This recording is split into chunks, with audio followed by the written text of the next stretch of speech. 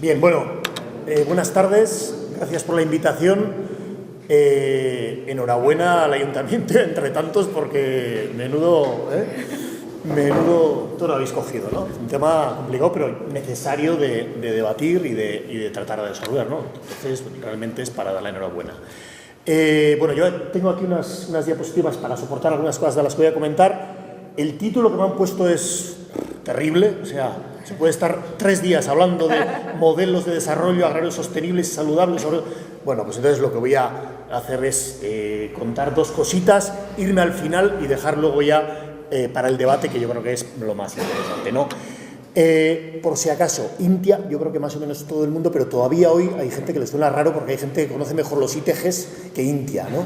Porque los ITGs estuvieron muchos más años trabajando. INTIA se constituyó en 2011 por fusión de 4 empresas de gobierno, 4 empresas pertenecientes al Gobierno de Navarra que trabajaban en diferentes ámbitos de la agricultura y la ganadería, ¿sí? Por un lado, Riegos de Navarra, encargada de hacer las obras de infraestructuras o de diseñar, redactar las obras de infraestructuras de los regadíos, en este momento Canal de Navarra, ampliación de la primera fase, con todos los problemas derivados.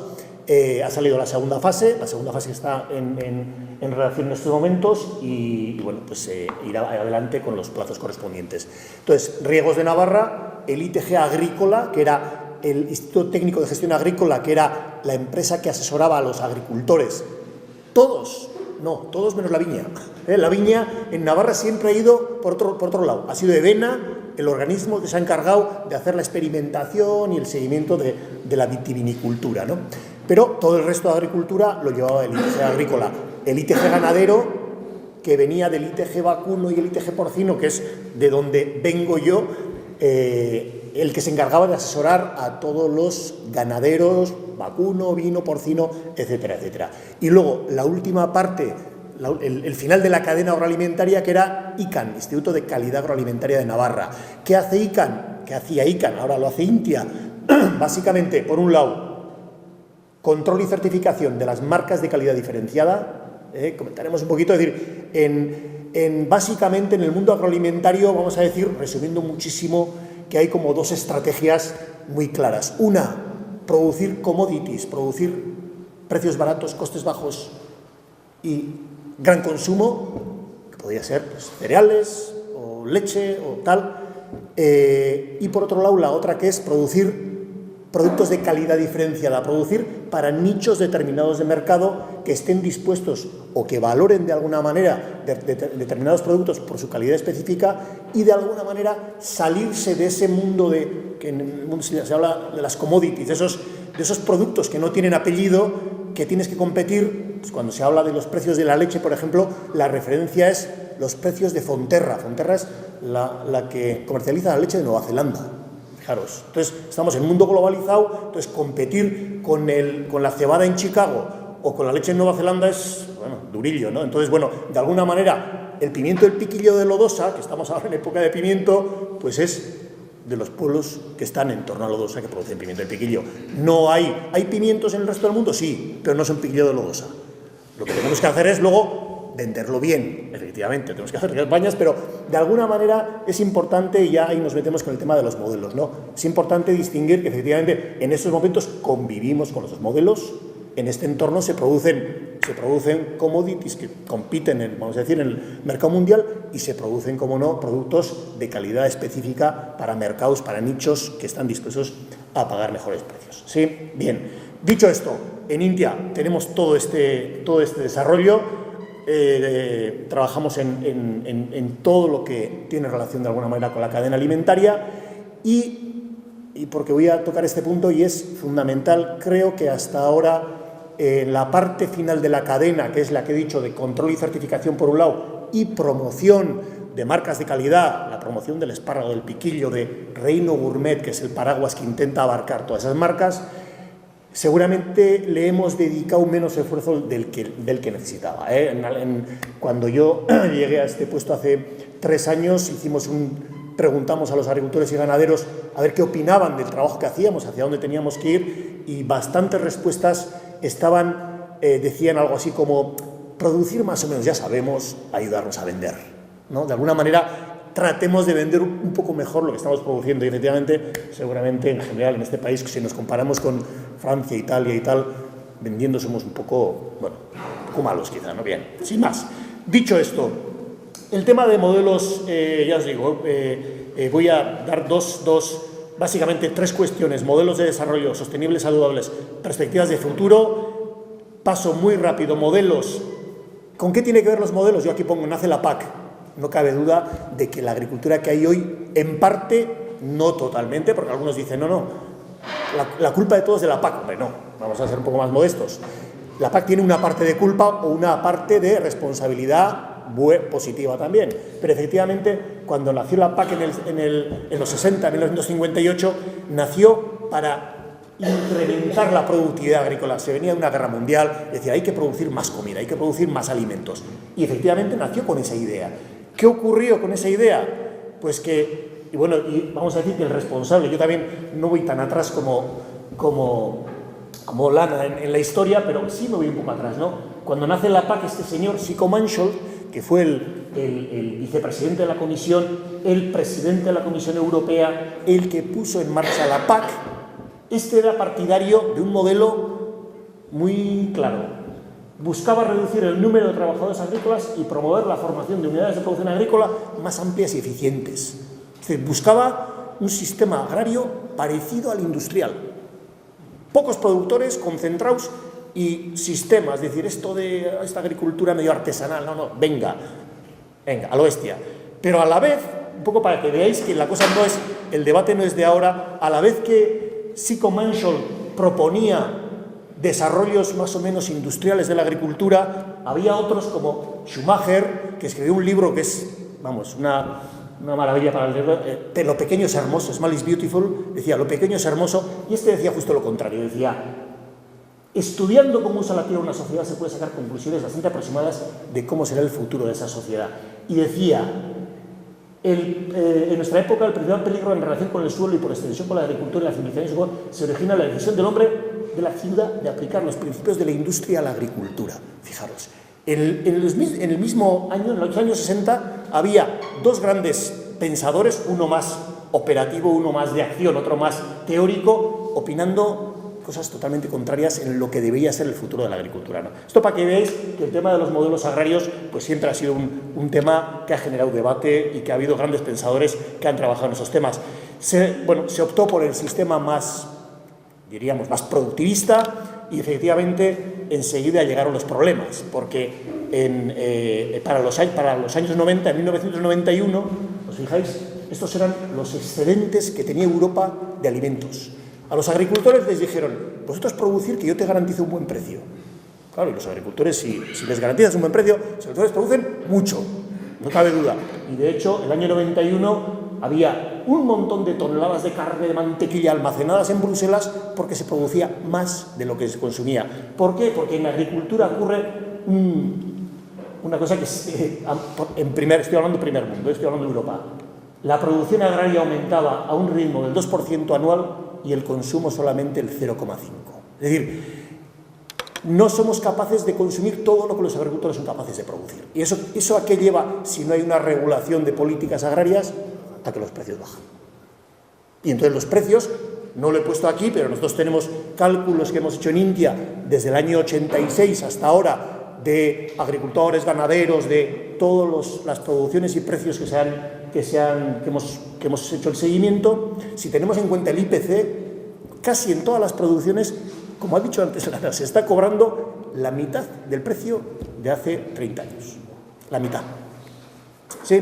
Entonces, efectivamente, eso se da. Pero además, y con esto engancho, cuando se aumentan mucho las producciones, porque merece la pena, porque me salen las cuentas, se tiende a la intensificación de los sistemas agrarios y sobre todo en ganadería, ¿no? Entonces, ¿qué ocurría? Pues que además de excedentes había problemas ambientales, ha mencionado la pérdida de biodiversidad, deterioro de los paisajes, concentración de la producción, menor equilibrio. Al final la producción se lleva a los sitios mejores para producir, con lo cual las zonas marginales se quedan abandonadas, se tienden al abandono, etcétera, etcétera. Entonces, de alguna manera surge lo que llaman los teóricos externalidades, es decir, yo produzco para un mercado que me paga, pero esta producción tiene unas consecuencias que nadie tiene en cuenta, ¿no? Y de alguna manera, a raíz de esto, ya voy rápido, la PAC, esto es el desarrollo de la PAC desde el año 80, ya veis que va cambiando y de alguna manera la PAC empieza a valorar, esto era lo que decía en el 58, productividad. A partir de los años 90, 2000, empiezan a hablar, sí, hay que producir de forma viable, pero empiezan a hablar gestión sostenible de recursos, clima, desarrollo territorial. Es decir, la política agraria, a la hora de evaluar los modelos agrarios, dice, necesitamos producir alimentos, coño, pero es que ya tenemos alimentos y lo que estamos dejando de tener es biodiversidad. El problema del agua no buena que salía en el informe que has dicho tú, que efectivamente en la toma de cascante sale agua no buena. ¿Por qué? Plaguicidas, nitratos. Coño, pues igual resulta que tenemos que mirar más eso, ¿no?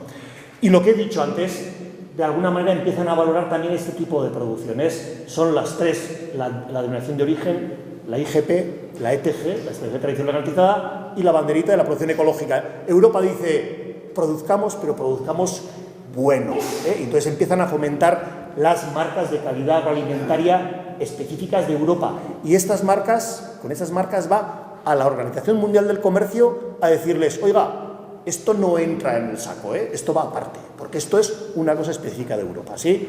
Y en Navarra tenemos pues, toda esta riqueza, piquillo, alcachofa. Entonces, de alguna manera es interesante conocer que efectivamente estas marcas de calidad diferenciada son una estrategia que nos puede ayudar a que se produzcan alimentos, pero a la vez se pueda respetar. Pero realmente sostenible es esto, y sostenible es esto, ¿eh? Medio ambiente, economía y social, es decir, los tres pilares de la sostenibilidad, que los anglosajones a veces lo traducen por las 3 P's de personas, planeta y profit, beneficio, que en nuestro caso podríamos decir pesetas, ya no son euros, pero bueno. Entonces, de alguna manera, la sostenibilidad debería cubrir esos 3, ¿no? Carlo Petrini, de Slow Food, el movimiento Slow Food, habla en un libro de bueno, limpio y justo, ¿no? De alguna manera sería tener productos de alta calidad sin deteriorar el medio ambiente y con un trato justo a los agricultores en lo que se refiere a precios y costes de producción, ¿no? Vamos a saltarnos esto. Vamos ya al final y perspectivas, pongo perspectivas de futuro en Navarra, era la tercera parte de esta charla. Pongo en lo público, como he dicho, en la agricultura vamos a trabajar continuamente con 2 referencias, una el mercado y otra la PAC. Cualquier agricultor sabe que, por lo menos depende qué tipo de producción haga, pero cualquier ganadero de rumiantes, cualquier cerealista sabe que el mercado es importante, pero tener una buena PAC también es importante, ¿sí? Entonces, de alguna manera, a la hora de marcar también estrategias, vamos a decir que tenemos que tener en cuenta las 2. En la parte pública, en lo que se refiere a bienes públicos, ahora que los británicos parece, yo no sé si al final se van a ir, pero bueno, ahora otra vez parece que están discutiendo que igual votan otra vez, ¿no? Porque yo creo que les da un poco de susto largarse, ¿no? Los británicos están pensando en decir, si nos vamos, ¿y la PAC? Claro, ¿qué hacen los agricultores? Hasta ahora tenían PAC, los derechos históricos, menudo lío. Están planteando hacer una PAC y los británicos están hablando de esto, dinero público para bienes públicos. Es decir, dinero público para el que genere beneficios no solamente de mercado, no solamente económicos. Clima, biodiversidad, paisaje, relevo generacional, diversidad alimentaria, dieta saludable. Es un tema curioso. En el último informe que ha sacado la Unión Europea sobre el futuro de la agricultura y de la alimentación en Europa, empiezan a hablar de dieta. Empiezan a hablar de dieta porque empiezan a hablar de que la obesidad es un problema en Europa. Y entonces dicen, no, y al hablar de la política agraria tenemos que pensar también que los agricultores produzcan alimentos sanos, ¿sí? Lucha contra la obesidad, bienestar animal. Y en lo económico no cabe duda que viabilidad, pero se habla también de 2 cuestiones importantes, seguridad alimentaria y resiliencia. Resiliencia, que se utiliza mucho ahora, es capacidad de aguantar ante coyunturas complicadas. Bueno, entonces, de alguna manera Europa dice, hagamos sistemas agroalimentarios que sean viables y tal, pero que sean además resilientes, y eso nos va a dar también seguridad alimentaria no como seguridad alimentaria como que lo que como no me va a matar, sino seguridad alimentaria de capacidad de abastecernos en el futuro de los alimentos que necesitemos, incluso si nos enfadamos con Trump, que puede ser, que es fácil, y decide no vendernos soja, porque esa sería otra. Si en 3 meses no llega soja América en Europa, con la ganadería no sé qué hacemos. O sea, son situaciones de alguna manera frágiles en cuanto a sistemas productivos, ¿sí? Bien, entonces, en lo público este es un poco el diseño que sacan el informe europeo: una agricultura inteligente y resiliente, medio ambiente y clima y temas socioeconómicos en zonas rurales. El informe del futuro de la alimentación y la agricultura. ¿Y qué dice el mercado? Aquí voy a sacar un estudio que se acaba de hacer, que ha terminado de hacer ahora, para el clúster agroalimentario de Navarra. El clúster agroalimentario de Navarra son 60 industrias agroalimentarias que se han asociado y han pedido un estudio a una empresa catalana que se llama Cluster Development. Y esta empresa catalana ha hecho un análisis del sector agroalimentario navarro y dice: Navarra, ¿hacia dónde tiene que ir? Entonces, pegarle a todos los palos es complicado porque al final hay que centrarse en algo, ¿no? Ellos dicen, ¿dónde hay que centrarse? ¿Cuáles son las tendencias del consumo en los que Navarra puede tener una ventaja competitiva, ¿no? Y marcan, fijaros, estas cuestiones. Por un lado, hablan de sostenibilidad, hablan de que la tendencia busca kilómetro cero, economía circular, bienestar animal, reducción de huella de carbono. Hablan de placer, origen, experiencia, gastronomía, historia, de eso tenemos mucho, tenemos denominaciones de origen. Hablan de salud y bienestar, está el tema ecológico que ha salido aquí varias veces, el tema productos vegetales, los clean labels que le llaman ahora, y hablan de ya la conveniencia de alimentos que sean fáciles de comer en la oficina, de llevar un poco el nuevo estilo de vida a donde nos lleva, ¿no? Esto sería uno de los temas que parece que va a tener futuro, y esto también puede dar lugar a gran debate: proteína vegetal. La ganadería, a pesar de que eso he dicho que somos grandes productores de porcino y por supuesto de vacuno y de ovino, parece que los consumos tienden a alimentarse sobre todo de vegetales y no tanto de animales. Razones: una, nutricional, dieta, médico, tal, no sé qué, parece que la parte ganadera es la responsable de nuestros males. Otra, el empuje que está teniendo el tema del animalismo, de la gente que está en contra de que haya granjas de animales y que tal, los veganos diríamos. Y la tercera es el tema de la huella de carbono. Hay un montón de informes y sale por ahí que parece que las vacas, yo antes hablaba con José Miguel Lana, porque parece que las vacas y las ovejas son las culpables del cambio climático. Y yo cada vez que me dicen eso, me acuerdo de unos datos que me pasó José Miguel en un artículo que tenía una serie histórica del número de ovejas que había en Navarra, y estaba comentando con él, y a principios de siglo había más de 1 millón de ovejas, y ahora estamos en 350.000 escasas.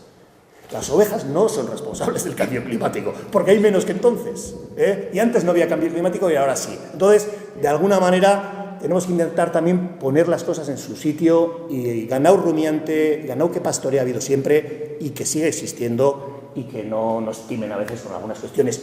¿Tiene su afección? Por supuesto, pero las personas también. Entonces, bueno, no vamos a... Entonces, el tema de la proteína vegetal, bueno, que puede ser un desarrollo con estos motivos que he comentado. El tema de los labels limpios, que hablan de no tener colorantes ni saborizantes, no tener transgénicos, todo el tema de no tener antibióticos, todo el tema de los certificaciones limpias, y luego, como no, el tema del ecológico, ¿no? El tema del ecológico, este clúster agroalimentario, que es un clúster de la industria agroalimentaria de Navarra, plantea, fijaros, mientras que la producción convencional, el consumo de alimentos convencionales está más o menos estabilizado. Por ejemplo, la producción de leche es una cosa que está muy estabilizada, incluso se está reduciendo algo.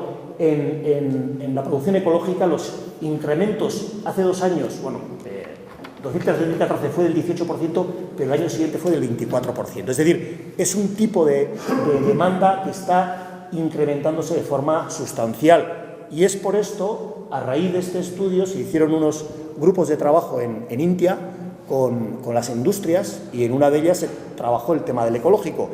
Y ahí se debatió, bueno, ¿qué es lo que...? Reflexiones del seminario NAGRIFOOD. NAGRIFOOD es el clúster alimentario, sobre el grupo ecológico. Ya veis, hay un montón de de cuestiones, fijaros, en relación con el tema que nos toca hoy. En Navarra hay mucha tierra comunal y se podría destinar y adjudicar a agricultores ecológicos.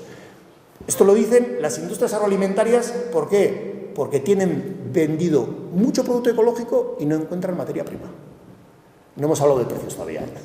O sea que, pero efectivamente dicen, entonces, ellos son los que dicen, ¿y por qué no en las tierras comunales? Porque hablan de dificultad de encontrar terreno apto para cultivo ecológico y falta de superficie disponible, parcelas grandes que se puedan cosechar. Aquí habla de tamaño de parcelas.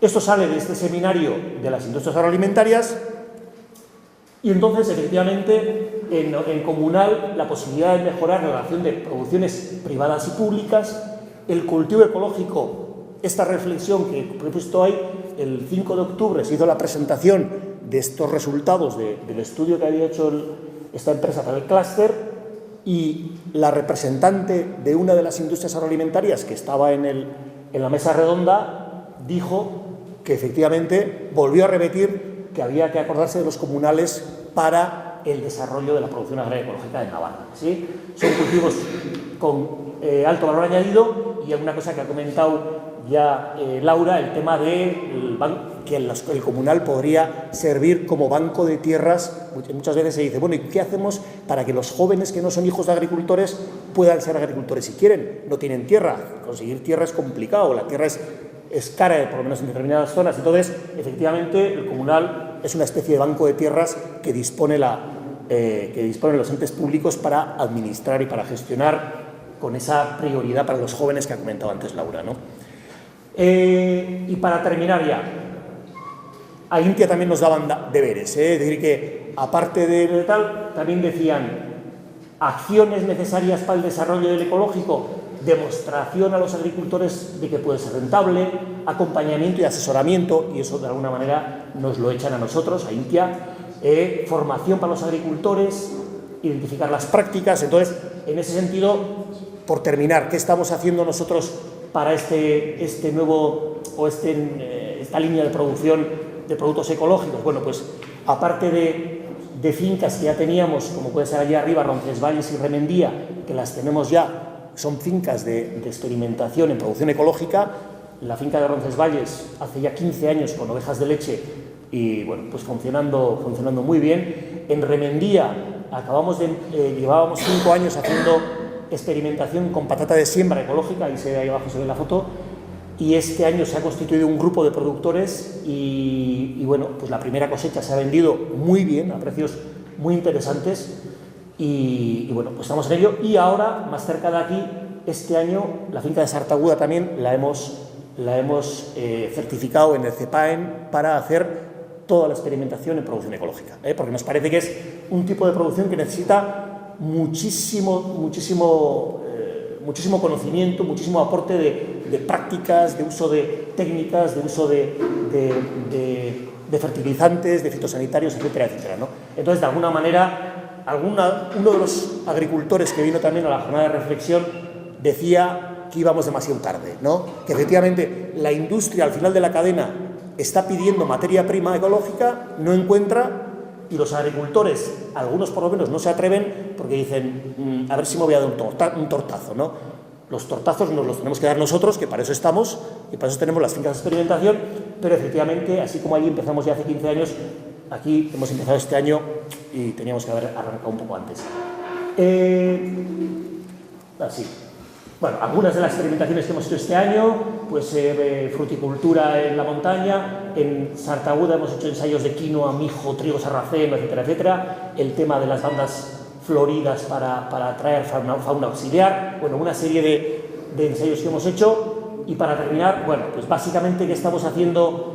Otros temas de interés, pues la formación, hemos incorporado bastante formación para conocer mejor la producción ecológica. Hemos hecho un equipo de asesoramiento específicamente especializado en producción ecológica para centralizar el tema. El tema de la patata que hemos hecho en el Pirineo, que ha sido muy interesante y está funcionando muy bien. El centro de acopio de Noain. En Noain, uno de los problemas que surge con el ecológico es que es un mercado distinto. Entonces, cuando hay un mercado distinto, tienes que hacer todo a la vez. Tienes que conocer qué semillas o qué plantas utilizar, qué fertilizantes, qué fitosanitarios. Luego eso lo tienes que transformar y tiene que haber una industria que te lo transforme. Y luego lo tienes que vender y el mercado. Entonces, de alguna manera hay que avanzar en toda la vez. ¿Qué es el centro de acopio de Noain?